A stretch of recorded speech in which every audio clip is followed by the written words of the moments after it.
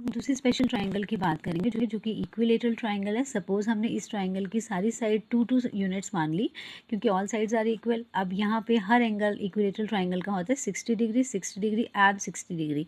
पर हमने क्या किया, अपने रेशियोज़ को फाइंड आउट करने के लिए हमने यहाँ से ए से ऑपोजिट वर्टेक्स से एक परपेंडिकुलर ड्रॉ कर दिया बेस BC पर। तो इसने इस बेस को 2 इक्वल पार्ट्स में डिवाइड कर दिया, BC बेस को 2 इक्वल पार्ट्स में डिवाइड कर दिया, मतलब जितना ये होगा उतना ये होगा। And these 2 angles are also bisected, मतलब जितना ये आधा एंगल होगा उतना ये हाफ एंगल होगा। ठीक है, तो अगर ये कंप्लीट 2 सेंटीमीटर था तो यहाँ पे 2 यूनिट था, तो ये 1 यूनिट रह गया और ये आधा 1 यूनिट रह गया। अब हमने हाफ ऑफ इक्विलेटरल ट्राइंगल यहाँ पे बना लिए फिर से। अगर अब हम यहाँ पे देखते हैं तो ये 90 डिग्री का एंगल था, ये 30 डिग्री था और ये 60 डिग्री है। अगर हम यहाँ पे 60 डिग्री को रेफरेंस एंगल मान के चलते हैं तो यहाँ पे 60 डिग्री का रेफरेंस एंगल है, तो ये बेस है, ये परपेंडिकुलर है, ये हाइपोटेन्यूज है। तो हमारे पास साइन 60 डिग्री क्या आएगा, साइन 60 डिग्री होगा हमारे पास। अब हमारे पास दूसरी जो स्पेशल ट्राइंगल है वो है इक्विलेटरल ट्राइंगल। इक्विलेटरल ट्राइंगल एक बहुत स्पेशल ट्राइंगल होती है, इसकी सारी साइड्स आपस में बराबर होती हैं, सारे एंगल्स आपस में बराबर होते हैं।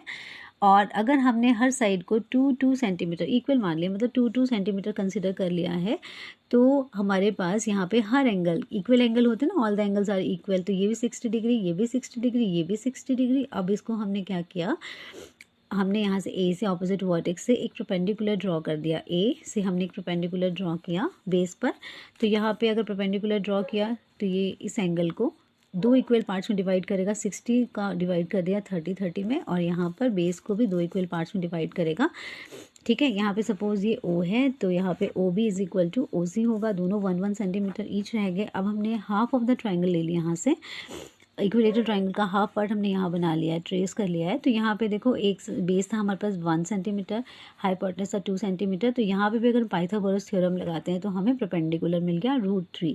अब यहाँ पे इसको यूज़ करके हम अगर 60 डिग्री को रेफरेंस एंगल कंसिडर करते हैं तो ये बेस है, ये परपेंडिकुलर है, ये हाइपोटेन्यूज है। तो साइन 60 डिग्री की वैल्यू कितनी आएगी, साइन 60 डिग्री की वैल्यू होगी हमारे पास क्या होती है, P/H। P था √3 और H है हमारे पास 2, तो √3/2। cos 60 डिग्री की वैल्यू क्या आएगी, cos होता है B/H, ये है B and this is H, 1/2। और tan 60 डिग्री की वैल्यू क्या होती है, P/B, ये है परपेंडिकुलर, ये है बेस, तो P/B कितना हुआ, √3/1, दैट इज √3।